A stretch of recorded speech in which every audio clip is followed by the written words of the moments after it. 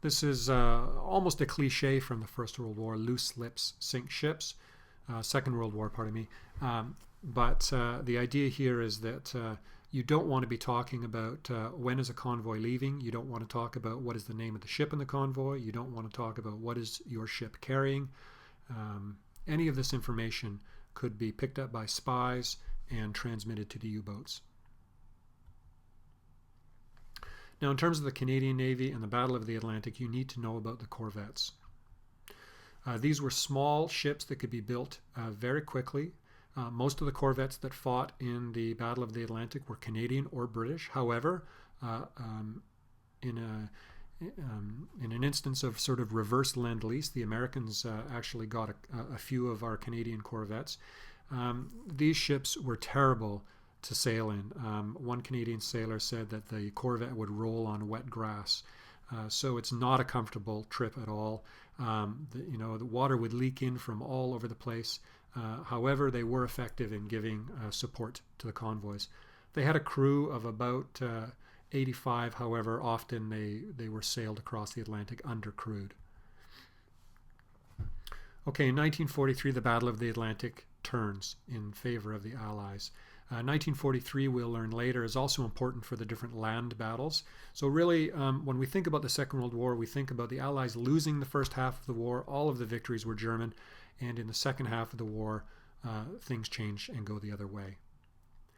One of the reasons for the turn is the fact that Allied aircraft are getting so effective that the U-boats can no longer operate near the coast. They have to operate mid-ocean. The other thing is, by the middle of the war, the Allied sailors are just getting much better at their job. For example, the ASDIC operators are now much more accurate in being able to detect the enemy.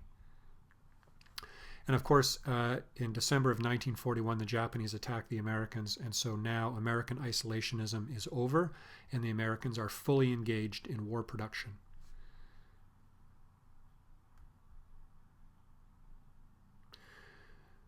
I thought I would put this in. In 1941, Admiral Donitz, the German Navy commander, issued an order that Allied and U-boat vessels, that U-boats and other German vessels were not to pick up survivors at sea, and the Allies, of course, copied that order. However, even up till the end of the war, the order wasn't always carried out.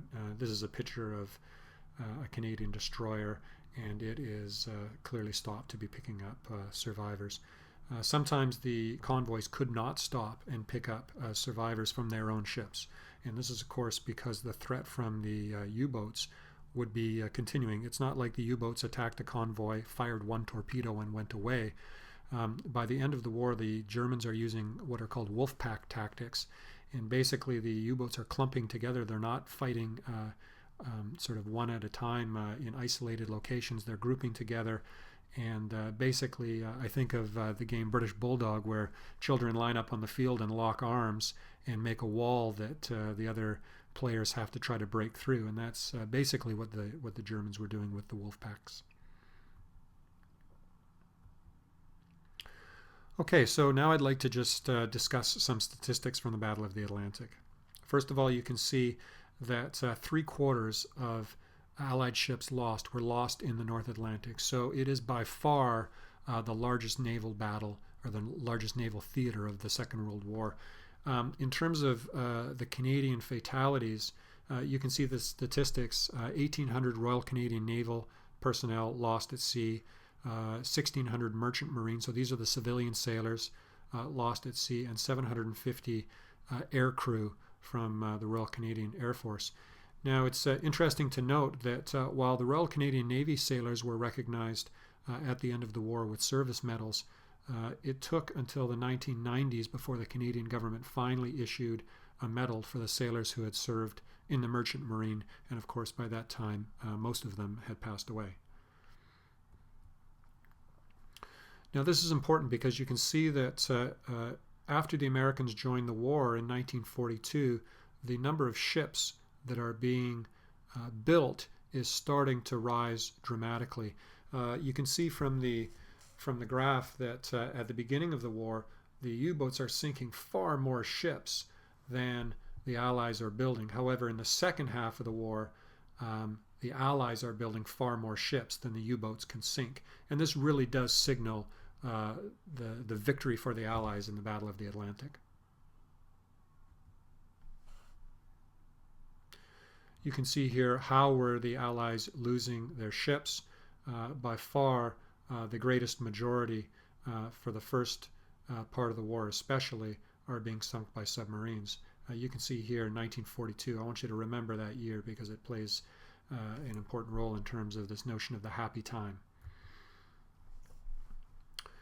Again, in 1943, you can see that there's a huge increase as the Americans enter the war, and technology and strategy improves for the Allies. The number of U-boats being sunk rises dramatically.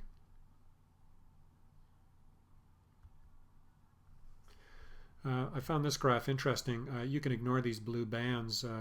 This graph is designed for a particular a story on a particular U-boat. But what's interesting, if you look at the red graph, you can see the ebb and flow of Allied ship losses during the war. Again, here in 1942, you can see this huge spike in the number of Allied ships that are lost. When we look at the number of U-boats that are being sunk, you can see that for the first half of the war, a few of them are being sunk, but in the second half of the war, the number rises. What I found interesting is that if you look at this statistic alone, you can see that the Allies and the Germans are losing the same number of ships. Of course, you have to go back to the previous slide and recognize that the real story is not the number of Allied ships being lost, it's the number of Allied ships being built. Okay, so this is important because it's an example of how, while the Germans, you could say, were winning the war in terms of the number of ships sunk, they, of course, winning the battle in terms of the number of ships being sunk. They lost the war because the Allies were able to outproduce them in terms of ships. So from 1940 to 1941, when the U-boats were operating off the French and British coast, the German U-boat sailors called that the first happy time, and then the second happy time came in 1942 when the U-boats moved across the Atlantic and started operating off the American coast. Okay, the last thing I'd like to do is just sort of review some of the main points that you would likely use if you had to write a paragraph. Okay, so your opening sentence needs to make reference to the fact that the whole impetus for the Battle of the Atlantic is the fact that the British need supplies to come across the ocean in order to allow them to survive the war. It's also important to notice that the Battle of the Atlantic started at the very beginning of the war and it didn't end until the very end of the war, so it is by far the longest campaign of the war. As we've said a number of times, the U-boats were winning the war for the first half. We also looked at a number of different technologies and tactics that the Allies used in order to first drive the U-boats off the French and British coast and then to drive them off the North American coasts.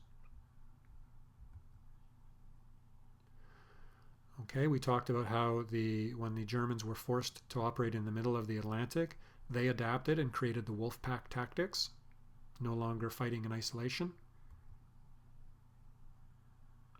We talked about how convoys allowed a few naval escort ships to accompany a large number of merchant marine ships and therefore provide some security.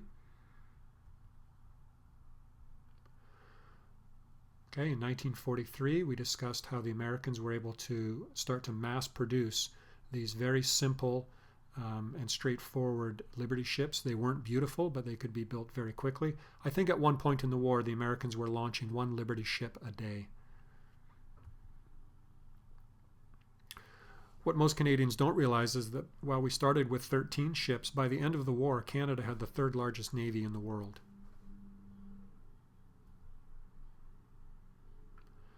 And the point that I want to emphasize is that the aircraft really was a game changer in the Second World War, not only in air battle, but also on the land, and even we've seen at sea.